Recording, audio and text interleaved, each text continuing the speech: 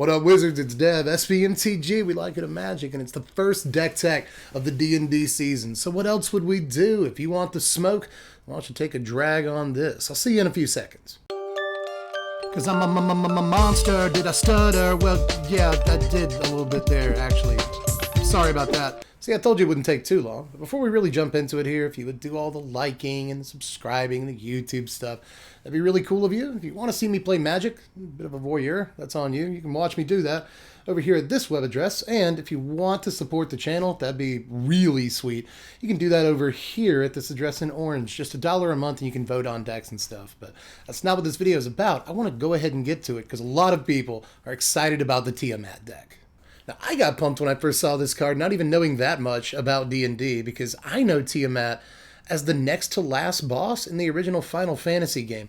I watched my dad fight this guy when I was like 5 or 6 years old, and my dad barely survived that fight. So Tiamat must be really strong because my dad is the strongest person in the universe. At least that's how I felt when I was 5, right? But I still have a healthy amount of respect for Tia and Tamara. If I had enough respect, I probably wouldn't be calling it that, but still. This is a beast of a card. 7/7 flyer, and if that's not enough to win you the game or the opponent has a removal for it, it just goes and gets you 5 dragons. Sometimes it'll get you a couple less than that, depending on what's left in your library, but even if it only gets you 4 dragons, that's actually fine. That should still be enough dragons. Because especially now with this new set, we have a ton of playable dragons in the format, but we already had some really good dragons in Standard. Of course, we're playing 4 copies of Goldspan, there it is. Goldspan Dragon we're playing 4 copies of, but we're also on 2 copies of Galazeth Prismari and a copy of Iylmrith Predator. Goldspan is aptly named. This is the gold standard. It's the only dragon that we're playing 4 copies of in the deck. It's the best dragon in Standard, period. And after rotation, it might be the best card in Standard, period. Not only that, but even in current Standard, Goldspan Dragon is already in what is widely considered to be one of, if not the best deck in Standard at the moment. So this card drives a lot of what's going on in the meta right this second. In this deck, it gets to do arguably more work than it does in any other deck. Galaxy is in the deck for a couple of reasons. First of all, this jumps you from 4 to at least 5 guaranteed mana on your next turn, meaning that you're insured a Goldspan Dragon at the very least, but if you can drop a land on the next turn, that means that you probably can cast a 6 mana dragon, which is also a big deal. But this also helps us cast instants and sorceries by tapping our treasures and other artifacts, and that is also something that matters greatly because we have 15 different instants and sorceries in this deck, so this can go a long way. Predator might not look too exciting in comparison to what some of our other dragons are doing, but this does fill some niches that our other dragons can't fill. Like, I love this thing's ability to survive the occasional sweeper or just be immune to targeted removal and whatnot. We might have to sack a dragon from time to time to keep this alive, but you'd be surprised how often that's worth it. But you already knew we were playing 4 copies of Goldspan Dragon. You don't care about the old stuff. You want to see the new boys. I don't blame you. So let's talk about our 1 copy of Ebondeath Draco Lich, along with our copy of Iylmrith Desert Doom, and the 2 copies of Inferno of the Star Mounts. Now I want to talk about Ebondeath first. This card too is aptly named because the Black Death is a plague on opponents for all kinds of reasons. First of all, I was underestimating at first how good this thing is in terms of making combat a nightmare for your opponent. They can't send anything in that's going to die or even trade with one of your guys if you have open mana.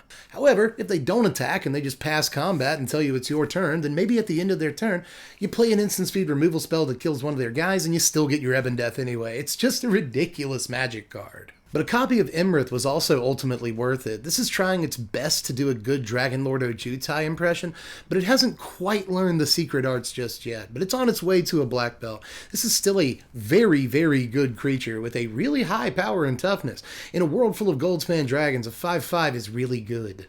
But Inferno of the Star Mounts, this was worth a 2 of easy, even though it's a 6 mana card, because this is maybe one of my favorite new cards. After getting to actually play with the cards, this is one of my favorite new cards from the Dungeons & Dragons set. I'm actually going to do something weird here and compare it to Iylmrith's Epiphany, because the Izzet Dragons deck gets to play Iylmrith's Epiphany, and one of its big plays is the Goldspan Dragon, or at least start a turn with a Goldspan Dragon out.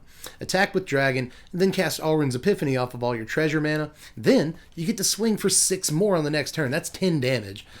All at one time, basically, off the casting of Iylmrith's Epiphany. But because of Inferno of the Star Mounts, this deck gets to do something very similar in some ways, in that you can untap with the Goldspan Dragon on the battlefield, and then just play Inferno and swing for 10 that turn. Now, don't think, let me go ahead and point this out, that you're like ever going to get the 20 power and you win the game mode on this. I've played somewhere between 35 and 40 games testing this deck for standard, and I have never once actually hit this win condition. But the only reason that that's been the case is because Inferno ends the game before you even have to do that. But a Dragons deck isn't just dragons. We need payoffs for the darks, aside from Tiamat. It's nice to have a dragon that is a dragon payoff. That's a good thing. But we also have a bunch of cards that aren't dragons, but they still really help us play dragons in our deck. So let's look at our 2 copies of Draconic Intervention, the 3 copies of Orb of Dragonkind, and the 4 copies of Dragon's Fire. A Dragon's Fire is just a really good card, it turns out. I was a little unsure about this, but at the very least, it's going to always deal 3 damage to a creature or planeswalker, which is just kind of fine on rate for instant speed. But sometimes you reveal a Goldspan Dragon and hit for 4, which matters. Sometimes you reveal an Iylmrith, an Ebondeath, an Inferno with a Star Mount, a Tiamat, something like that.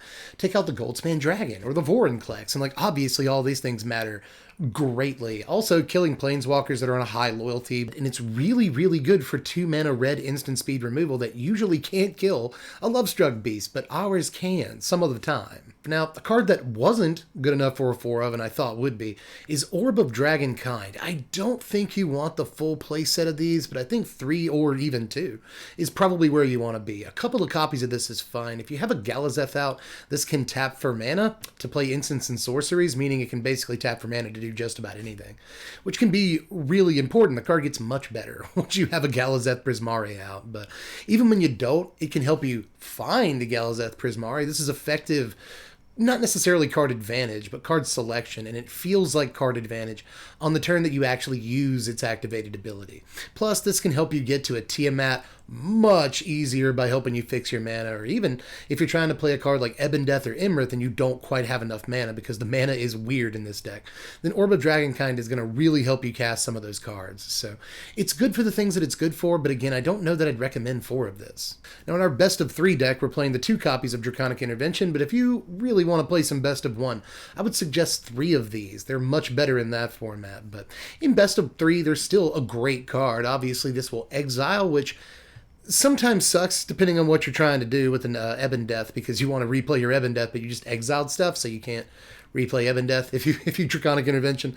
And that's kind of a non-bow, but still, you need a potent sweeper in this deck, and this is a potent sweeper. It can be a little difficult, it feels, at times to get it online, but we are playing 3 Magma Opus in the deck to both help get it online, and to get some treasure tokens for us sometimes, and to be a ridiculous spell that we can cast for 8 mana when we have it, and which we often do in the late game thanks to Goldspan and other treasure creators and stuff. So, I felt like Magma Opus probably just goes in the deck only because we're playing Draconic Intervention, but it does a lot of other stuff at the same time. That said, sometimes you'll cast a counterspell on turn 3, which will fuel a turn 4 Draconic Intervention. Sometimes you'll even just cast a 2-mana removal spell on turn 2, and that will fuel a Draconic Intervention later in the game, depending on what kind of aggro deck you're playing against. So the card is very much worth at least a 2 of in your main. But there's a couple other removal spells in the deck. I'm just running 1 copy of Heartless Act and 1 copy of Power Word Kill. Now, I don't want too many black cards in the deck that aren't dragons, because we are not necessarily flush with black mana or anything, but it should be easy enough to find black mana laying around, and you don't always have to play these on turn 2. But we're also running a little bit of counter magic in the main deck, not too much, but just a smidge, and our 2 copies of Mystical Dispute, along with 1 copy of Negate. Negate is important because we can cast this off of a treasure token when we have a Goldspan Dragon out. That's important, so I want at least 1 2-mana counterspell in the deck. Negate, probably the best one that we can play, mostly protect our guys. So I'm running 1 copy of that, but Mystical Dispute is mostly to keep our opponent off of crazy stuff like ultimatums or other just game-winning spells, things we absolutely can't let them have on key turns in the game. If our opponent's trying to play good stuff on curve, Mystical Dispute, there it is. Also, I shouldn't have to tell you, really good against blue spells, and there's kind of a lot of those going around right now. Now, the last card in the main is the 3 copies of Magda Brazen Outlaw, and yeah, I'm playing this card. A little bit of ramp, and I don't care that it dies to Draconic Intervention, it's usually done its job by then. It gets us a little bit of ramp, sometimes this will put us on a turn 3 Galazeth or Iylmrith Predator, and that's a nice play, because then you can sacrifice the Magna to give the Iylmrith Predator indestructible, and that's always sweet. But this card just does so much. By the time we eventually get 5 treasures, which again, And actually as hard as you might think it is in some games to do that. There's a lot that this little 2-drop can do, and I think it goes in the deck, if only for the ability to tutor up a dragon and just throw it in onto the battlefield. It's probably good enough for just 2 mana, so I'll take a few copies of Magda. Let's look at our mana base here, which I actually have to bring up a title card to show you. This is a weird one, and people are going to build this a little bit differently depending on who they are, but notice, first off, that there are absolutely no basics in this mana base, which I guess can come back to bite us if the opponent's playing Field of Ruin, and some people are right now. We'll get into why in just a moment when I get to the sideboard, but I ended up not playing a single basic in this deck. We cannot fool around with lands that don't make more than 1 color of mana in this standard right now, and if we play Fabled Passage, that means we have to play like 7 basics to make that worth it, and I just don't think it's worth it to do that. I think it's much better if you just play a bunch of pathways, make your decisions correctly. Triomes also help greatly in being able to get the mana that you want, but of course we've also got the World Tree to make sure that all of our lands make whatever mana that we want, and Temple of the Dragon Queen, or Temple of the, at first I thought it was Temple of the Dairy Queen, no, it's Temple of the Dragon Queen. This card is really important, but it's kind of like a pathway. When you play it, you have to choose the color of mana that you want it to make for the rest of the game, and sometimes that's a tough decision. So the mana base isn't necessarily tough. The mana base is a mana base you have to be very conscientious to navigate correctly. Let me put it that way.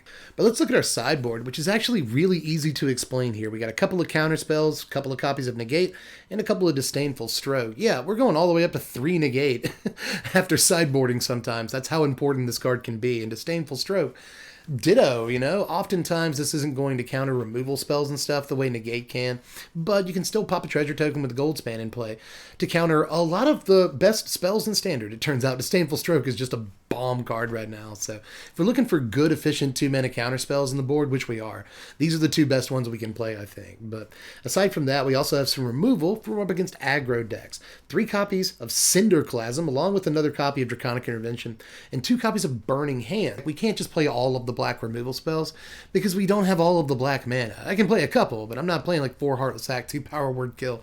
We have to prioritize red above all else, so I think Burning Hands is the actual answer here, especially to those big green creatures we otherwise don't have all the answers to. Aside from that, Cinderclasm is just a really effective tool against a lot of the mono-white, mono-red aggro decks in the format, and a lot of the other aggro decks that we're seeing right now, like the Lumimancer builds people are trying, the green-white builds people are trying, and all kinds of other stuff. This card does real work against. Aside from that, there's also 2 Prismari Command, 2 Behold the Multiverse, and 1 Ox of Agonis. This is mostly for games that go extremely long, so when you expect them to do that and you think you're going to need some card advantage, Ox is great at getting that for you. But Behold the Multiverse is a much more clear-cut, easy way of getting some card advantage in those matches where it matters. And there are a lot of matches where it matters, mostly Control and other grindy matches. Aside from that, Prismari Command is one of the wonkiest cards on the board, but this is for a few things. This can kill small creatures against some decks, and this can draw you cards against others, but what it's mostly in there for is to break artifacts, believe it or not. And yeah, it can make a treasure token, which matters a lot to this deck, but I couldn't really find room for it in the deck. I felt like I'd rather play a card like Mystical Dispute than Prismari Command in the main, but this will come in to break up the Facebook combo, the Book of Exalted Deeds, and Faceless Haven. They can basically turn a Faceless Haven into a Platinum Angel this way, and they don't even have to have the Haven active for the rest of the game in order to have a Platinum Angel that's basically uninteractable with unless they have a Field of Ruin or something. So, that's an annoying combo, and a card like this can break it up. And remember, too, that negates can just counter the book, so bring those in that game too. Now before you ask, yeah, there were a few cards we didn't play in the deck, like Dragon Turtle, Dragon's Disciple, Nadar, Gadrak. All of these look like they could go in, but in the case of Dragon's Disciple and Nadar, we're really not playing a whole lot of white in the deck at all, aside from Tiamat, so I didn't want to stress the mana base out even more with these, and I'm not sure that they're good enough. Nadar's not great on stats, and we're not really venturing. And Dragon's Disciple, I'm just not that impressed by, to be honest. The ability to give you Dragon's Ward seems cool, but that's about the best thing about the card. Dragon Turtle costs a few too many blue mana, especially for what the effect actually is in this deck. And Gadrak, takes way too many tokens, and if I have 5 treasures, I want to sack him to Magda. I don't want to attack with a 5 power dude. But here are your power rankings. A final score of 68, which is a very strong score, but I gotta be honest with you, I do think there are probably better versions of this deck, and those versions probably don't necessarily play Tiamat. Again, we are base Grixis here, but I think there's a decent, not only Grixis, but Rakdos Dragons deck. I think there's a good Temur Dragons deck, and obviously, we all already know, there's a great Izzet Dragons deck in the format. So again, I think there are probably more streamlined versions of this deck that operate slightly more, optimally, but they don't get to cast Tiamat, and that's what I'm here to do, is cast Tiamat. And when you do, I'm telling you, it's worth it. There are a lot of situations where if I was playing Izzet Dragons, Rakdos Dragons, or even just Grixis Dragons, I would have run out of cards. I would have run out of gas. There are games where you get into these stalemates or top deck wars and whatnot, and when you get that Tiamat, it's Scoopsville. So I've been loving this deck so far, and I don't care if there are probably more efficient ways to brew this list up. I'm having all the fun, and that's what I care about. But of course, I can't just show you. I've brought along an example as usual, and I think this is a cool game. We're up against a Kroxa deck that actually gets to cast Kroxa out of its graveyard, and we get to not give a crap about that. This game is an interesting one because I think that it's a good example of how to sequence your lands correctly in the deck. In the early game, we're looking to both be able to cast a black removal spell and an Orm of Dragonkind. We're able to do that while still making sure we can cast the Tiamat later on in the game. This is also a good example of what I was just talking about. When you do cast the Tiamat and refill when you had very few cards to begin with before you cast it, that's usually a scoop for your opponent, because what are they going to do about you drawing a billion cards?